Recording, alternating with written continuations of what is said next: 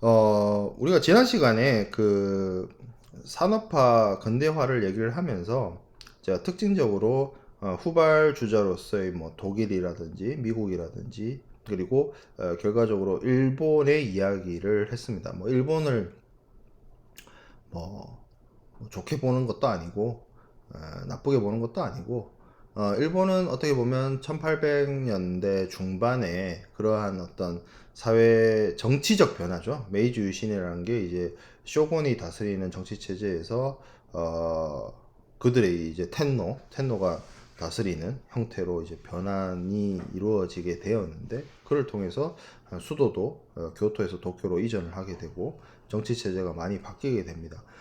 그러한 변화 속에서 서양 문물에 대한 적극적인 도입이라든지 서양 문물 도입을 통한 산업화 이런 것들이 이루어지게 되는데 동아시아 3국 중국, 한국, 일본을 놓고 보면 그 시기의 선택이 결과적으로 이 3국의 운명을 100년 그 후 100년에 이 3국의 운명을 결정을 하였다는 생각을 저는 항상 하고 있습니다.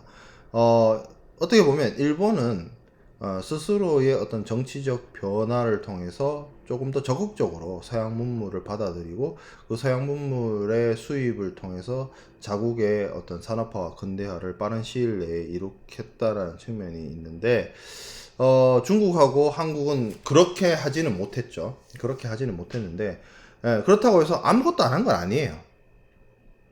중국의 경우에도 이 시기 이제 청나라죠. 아편 전쟁을 겪고 1차 아편 전쟁, 2차 아편 전쟁을 겪으면서 중국도 뭔가 이게 적극적으로 개혁 개방을 해야 될 필요성을 느끼게 됩니다. 왜냐하면 기존에 청나라가 가지고 있었던 뭐 8기군 제도라든지 이런 것들이 거의 뭐 서양의 그 군대 앞에서 무용지물에 가까웠기 때문에 이런 것들을 이러한 변화를 인정할 수밖에 없게 되는 거죠. 그래서 개혁을 하게 돼요. 그래서 그때 이렇게 그때 진행된 것이 이제 뭐 소위 말하는 양무 운동이라고 하는 이용장이라는 사람들을 필두로 한 양무 운동을 하게 되는데 결국에는 이거는 이제 그들의 어떤 체제, 그러니까 일본의 경우는 정치 체제를 바꾸는, 그러니까 쇼군 체제를 없애고 텐노의 직할로 바꾸는 그런 대정봉안이라고 하는 어떤 정치 체제의 변화가 일어나는데 이 중국은 여기 중체소용이라는 거 말 자체가 뭐냐면 몸은 중국인데 서양의 기술을 사용하겠다 뭐 이런 뜻인 거거든요. 그러니까 중국의 기존 정치 체제를 유지를 하면서 서구의 기술을 가지고 와서 그 중국의 어떤 부국 강병을 이루겠다 이런 것이었는데 이런 어떤 것만으로도 이런 걸 통해서 뭔가를 이룩해 낸다는 것이 사실 어려워요. 쉽지 않죠. 그런 상황 속에서 그 어떤 조선의 어떤 그 종주권이라고 해야 될까요? 조선의 종주권을 놓고 벌인 일본과의 청일 전쟁에서 중국이 패배함으로 인해서 양무 운동의 경우에도 이것만으로는 중국을 부강하게 한다라는 것이 어려워지게 됩니다. 그래서 이어지는 것이 뭐 변법 자강 운동 이런 것들이 있는데 이것 또한 변법 자강이라는 것 자체에 뭐 입헌 군주제와 같은 정치적 변화가 들어가 있다 보니 청나라 내에 기존의 기득권 세력들이 이러한 운동을 반대하게 되고 좌절을 하게 되죠. 그래서 어디로 가게 되느냐? 의하단 운동이라는 사건까지 일어나게 됩니다. 의하단 운동이란 거는 뭐냐면 청나라 체제를 유지하면서 반외세적인 운동이었어요. 반기독교. 그래서 이 의하단 운동에서 그 기독교 카톨릭이죠. 카톨릭의 어떤 그 수많은 선교사들이 순교하는 그러니까 이제 기독교인들을 공격하거나 서양인들을 공격하는 아주 극성스러운 반외세 배척 운동이 일어나요. 그러다 보니 그러니까 이 의하단 운동을 통해서 의하단원들이 서양 사람들을 죽이고 공격하고 그리고 중국에 있었던 서양의 공사관들을 공격을 합니다. 그래서 그러다 보니 8개 국가, 영국, 프랑스, 독일, 미국, 이탈리아, 러시아, 이 시기에 이제 오스트리아, 헝가리 제국이었고, 그리고 일본이 연합군을 형성을 해서 의하단을 무력으로 진압하는 사건이 발생하게 돼요. 그래서 이 사건 이후에 베이징에 외국 군대가 주둔을 하게 되고, 말 그대로 이제 청나라가 멸망의 길로 가게 되는. 뭐 좀 디테일한 설명까지 좀 더 추가적으로 드리면 이 의하단 운동을 청나라 정부가 지원을 했거든요. 서태후가. 그래서 어떻게 보면 이 사건으로 인해서 청나라가 멸망에 이르게 되는 사건이 이루어지게 되고 뭐 이런 근데 이제 중국이란 나라가 원체 땅이 넓고 사람이 많기 때문에 그 어떤 나라 여기서 말하고 있는 8개 국가 중에 그 누구도 이 중국 전체를 다 식민지로 삼을 수는 없는 상황이었고 그러던 과정 속에서 1911년에 우창에서 발생된 민중 봉기를 시작으로 순원가 물론 그 과정 속에서는 북양 군벌을 이끌던 위안스카이 원세계 이런 사람들이 뭐 등장하기도 하지만 결과적으로 오늘날 그 근대 중국의 국부라고 불리는 손문 한국에서는 이제 손문이라고 하고 중국에서는 이제 순원이라고 하는 분의 노력으로 신의 혁명이 일어나고 청나라가 결국 멸망을 하고 중화민국이 탄생하게 됩니다. 하지만 결국 또 얼마 안 가서 일본의 침략을 받고 이제 중일전쟁 뭐 이런 식으로 그 역사의 흐름이 진행이 되게 되죠. 일본은 메이지 유신을 이후에 일본 내부에서도 많은 어떤 변화와 갈등을 갖게 됩니다.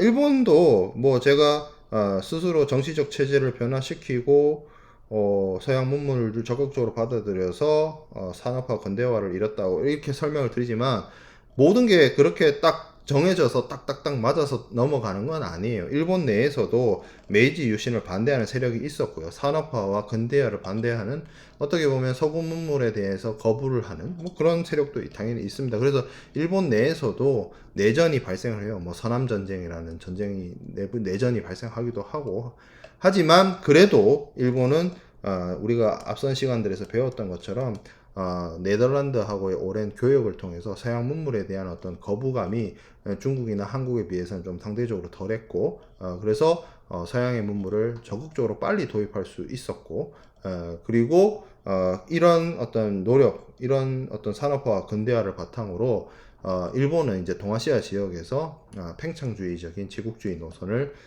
가게 됩니다. 그래서 앞서 말씀을 드렸던 것처럼 이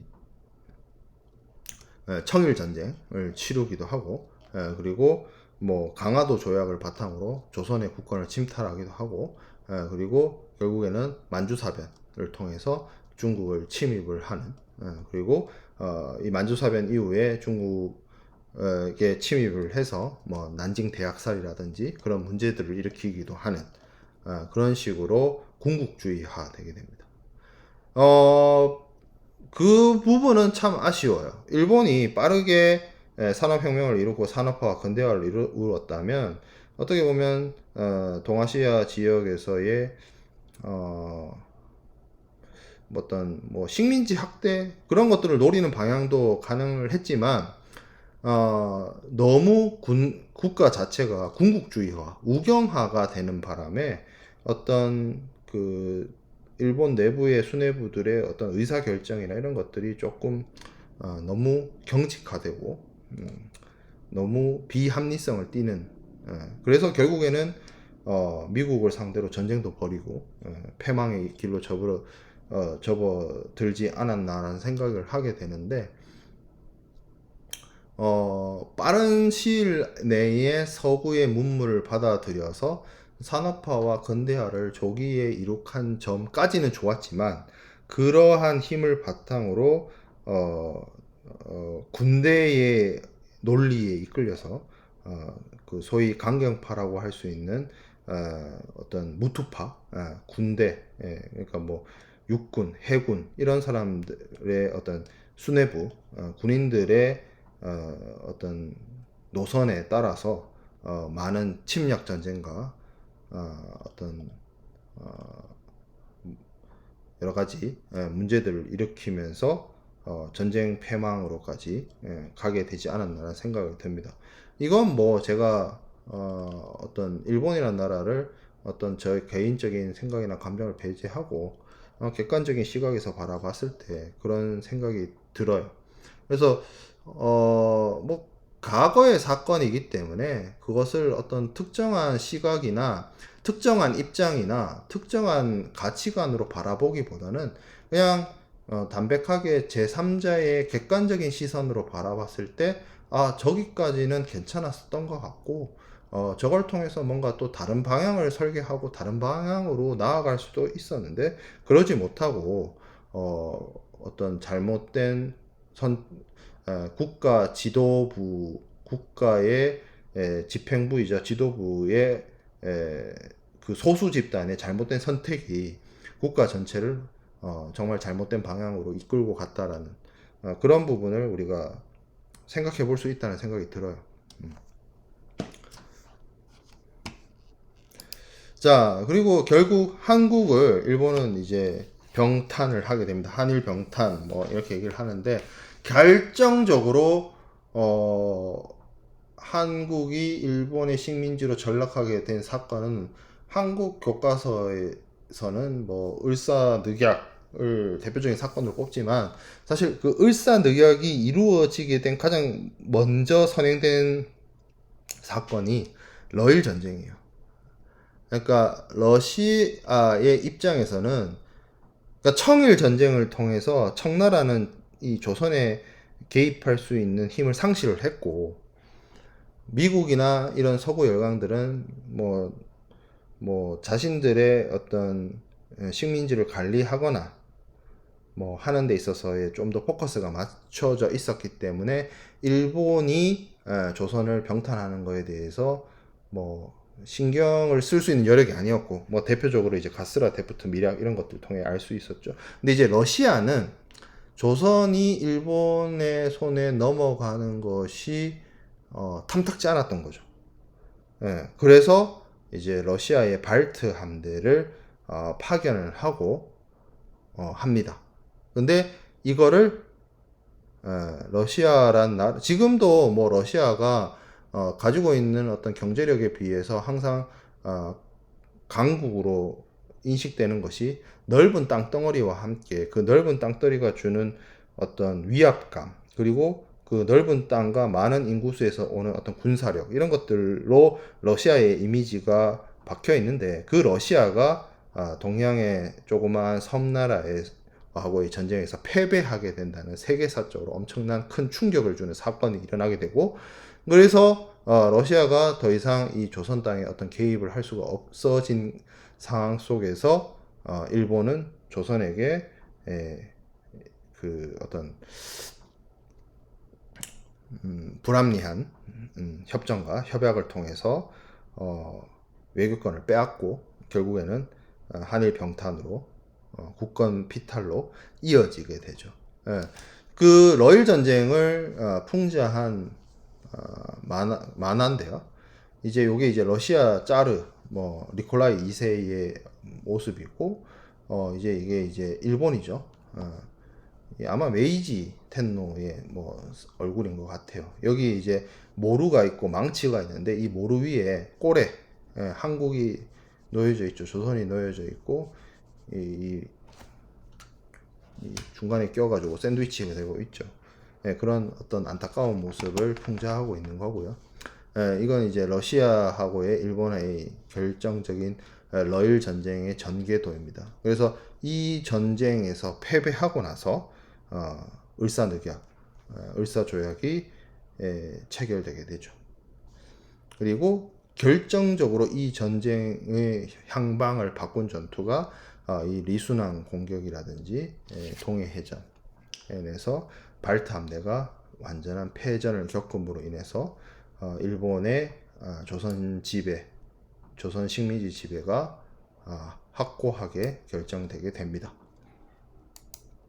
조선도 그냥 넉넉히 있진 않았어요.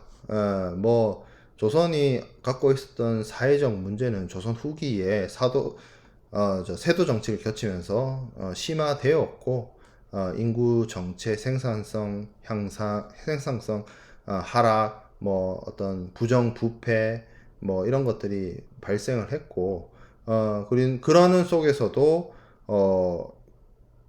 서구는 이 시기에, 조선이 이렇게 어려움을 겪는 시기에 서구는 산업화와 근대화를 잘 이룩하게 되죠. 그래서 그 결과로 1876년에 미국의 페리 제독이 일본의 개항을 강제적으로 요구했던 것처럼 똑같이 일본은 조선에게 운요를 보내서 강화도 조약을 체결하게 하고 불평등 조약을 맺습니다. 그 불평등 조약이라고 하는 것은 일본이 조선에 개항을 요구하게 되고, 그 개항에 조차지를 두어서 그 일본인들이 머물 수 있는 치외 법권 지역을 만들게 되고, 그리고 일본의 화폐와 일본의 돈을 통해서 조선에서 물자를 구매하거나 판매할 수 있게 만드는 여러 가지 불합리한 조약이 만들어지게 되고, 이러한 그 강화도 조약을 통해서 일본과 이제 강제적으로 무역 시장을 개방하게 됩니다. 그런 과정 속에서 조선은 주로 어떤 곡물들을 일본에 수출하고, 일본의 면직물들이 조선으로 들어오는 무역 체제가 만들어지기도 하는데요. 결국에는 뭐 이런 불평등한 무역 구조 속에서 조선도, 그러니까 이런 거죠. 이런 측면에서는 똑같아요. 일본도 페리 제독의 사건으로 인해서 일본이 메이지 유신과 같은 걸 통해서 그 국가 개혁으로 나아가게 된 거고, 중국도 아편 전쟁을 거치면서 뭐 양무 운동이라든지 변법 자강 운동이라든지 뭐 이런 것들을 하게 되는 거고, 조선도 마찬가지예요. 조선도 강화도 조약을 체결함으로써 이렇게 있다가는 안 되겠다 싶으니까 갑신정변, 개화파에 의한 갑신정변이 일어나게 되는데, 그 갑신정변이 말 그대로 대중적인 지지 기반이 약했기 때문에 100일 만에 100일천으로 끝나게 되죠. 그리고 갑신정변 이후에 어떤 위에서부터 내려오는 개혁이라고 할 수 있는 갑오개혁도 이룩하려고 하지만, 갑오개혁조차도 사실은 어떤 인프라나 이런 것들이 잘 갖춰지지 않은 상태에서 그냥 위에서 내려오는 탑다운 방식의 개혁이었다 보니까, 그러한 노력과 그러한 개혁을 성공시킬 수 있는 어떤 기반이나 환경이 안 됐어요.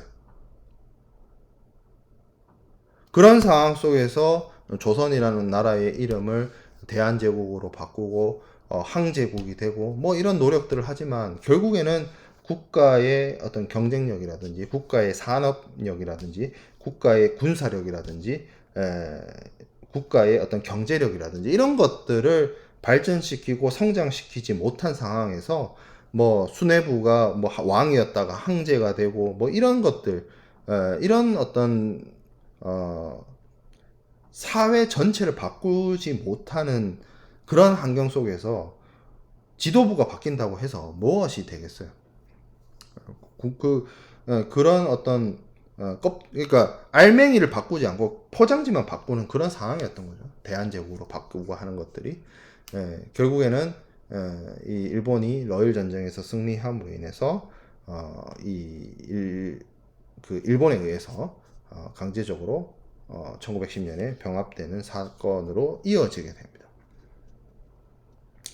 뭐 물론 왜 그러니까 조선이 일본의 식민지가 되었냐라고 이야기를 했을 때, 저는 서양 문물을 받아들이고 산업화, 근대화, 공업화를 잘 성공적으로, 뭐 성공적이었죠. 그걸 실패했다고 말할 수는 없죠. 성공적으로 이룩한 일본이 결국에는 그 힘을 바탕으로 대외 평창 정책을 썼고 그 대외 평창 정책을 통해서 주변의 청나라와 러시아와의 전쟁까지도 불사해 가면서 조선을 침입했다라고도 얘기할 수 있지만 어떻게 보면 조선의 스스로가 산업화와 근대화와 어떤 공업화를 이룩할 수 있는 어떤 사회, 경제, 정치, 문화적인 노력과 준비가 부족하지 않았나라는 측면을 지적 안 할 수 없다는 거죠. 자, 그래서 뭐 여러 가지 자료들을 좀 살펴보면 이게 이제 그 강화도 조약의 내용 그 조약문이고요. 요거는 이제 을사늑약의 그 조약문입니다. 그리고 요거는 이제 강화도 그 운용호 사건을 그린 일본 측 기록하고요. 이거는 이제 역사적 과거의 모습이 됐는데 요게 이제 조선 총독부, 이 조선 총독부는 오늘날 경복궁에 위치하고 있었죠. 근데 1990년대에 김영삼 대통령 시절에 이 조선 총독부 건물을 해체했고 경복궁을 다시 재복원을 한 사건이 일어납니다. 그거는 뭐 여러분들이 최근에 뭐 청와대가 개방이 되고 뭐 이래서 하긴 하는데 그 경복궁의 옛날 모습을 옛날 사진이나 이런 걸 찾아보면 이런 건물이 있어요. 이게 이제 쉽게 말하면 일본이 조선을 식민지 지배를 하면서 이 조선을 다스리기 위한 총독을 보냈고 그 총독과 그 부하들이 머물면서 조선을 지배한 그 조선 총독부가 이 건물이었다는 거죠. 그거를 경복궁 경내에 세웁니다. 지금은 없어진 건물이다. 조선의 국권 피탈까지 다루었고요. 다음 시간은 우리가 세계 1차 대전, 2차 대전 그런 부분들까지 살펴보는 시간을 가지도록 하겠습니다.